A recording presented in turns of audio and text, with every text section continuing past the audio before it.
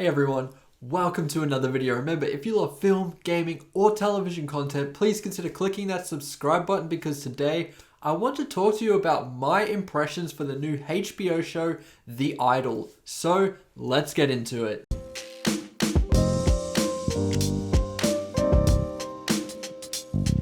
If you saw my trailer reaction around a year ago now, you would know that I am quite excited for this series. I am a big fan of The Weeknd, or Abel Tesfaye as he wants to be called now. He is my favorite musical artist, and I thought his transition to acting would be a smooth one because his music videos are really cinematic and you can tell he has a passion for film and TV. You also add in controversial showrunner Sam Levinson, who we all know made Euphoria, one of the greatest series going right now, and all of a sudden The Idol became one of my most anticipated series of television this year. Nothing I saw really drew too many red flags until we start getting a little bit of articles about how the filming process was horrid and how certain things have changed. And then we get to the Cannes Film Festival where this premiered the first 2 episodes and the reception was pretty terrible. Even now that the first episode has aired, there is still a ton of negative criticism detailing things such as it not being interesting, going all the way to saying that it's some form of torture porn because of how the show treats Lily Rose-Depp's character. Firstly, I don't think it's worth doing a full review and giving a score after the first 1 or 2 episodes because the story hasn't completed. We don't know where it's going yet. If you're so turned off from the first episode that you don't want to watch anymore, that's an entirely different conversation.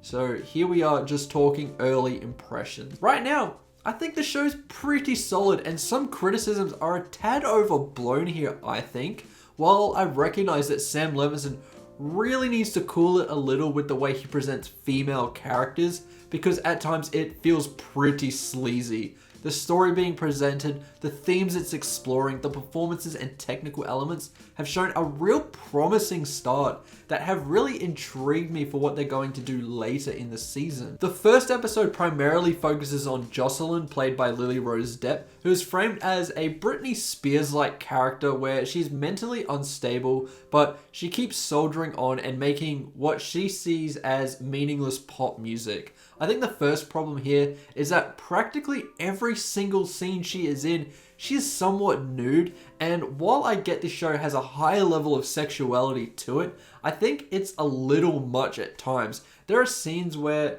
it just feels strange that she's barely wearing anything in certain locations. But the show does illustrate pretty much from the jump whether it's for you or not, as the first problem that is being addressed in this episode is a photo leaks of Jocelyn to avoid being taken down by YouTube.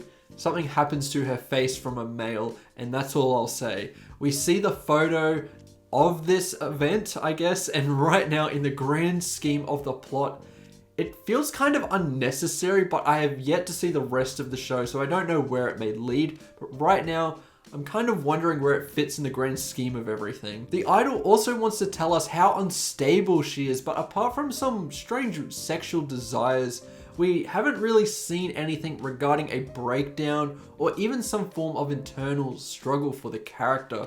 So I want to see that get addressed in future episodes. Also, we cannot waste too much time here because this show, this season is 6 episodes long, so we need to get to the point and tell an efficient story. However, I will say that Lily Rose-Depp does give a committed and pretty great performance. I mean, from the very opening scene where she's changing expressions on her face to crying, you can tell that she has a lot going on and she really conveys that excellently. We also get introduced to Tedros, played by The Weeknd in this first episode, and lately, there hasn't really been a high success rate with musicians turning into actors. I think The Weeknd is a much better example of it working because apart from a couple of awkward moments in terms of line delivery in very brief moments, he looks really promising in the role. His character is very interesting. He gives major serial killer vibes, and whenever he is around Jocelyn and in one scene with Rachel Sennett, you feel a sense of uneasiness. Every scene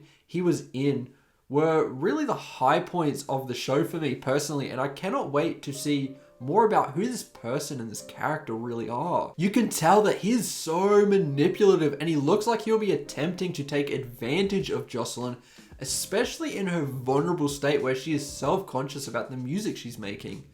Tedros does this through dialogue in this episode, and it happens through sex as well. Some scenes felt very reminiscent of 50 Shades of Grey, which is not great because that is a terrible movie. Now, the way the show is handling sex will be a major cause of concern for many people, especially with the fact that Sam Levinson is a showrunner who already has a bit of a reputation from Euphoria. The sex is aggressive, and this is where criticisms of this being like porn come in, because it is very aggressive at times, and it's directed so this character in Jocelyn loves that form of aggressiveness. Firstly, that sets pretty unrealistic expectations, which can be harmful. And secondly, I still don't see how that is going to play into where the show is going. Euphoria has a similar issue where, yes, people use sex to manipulate other characters, but I don't need a consistent repeat of the same thing. It becomes redundant and feels indulgent. Now that we have those criticisms out of the way, I really want to express that despite those indulgent moments, I think Sam Levinson is one of the most promising voices in TV right now.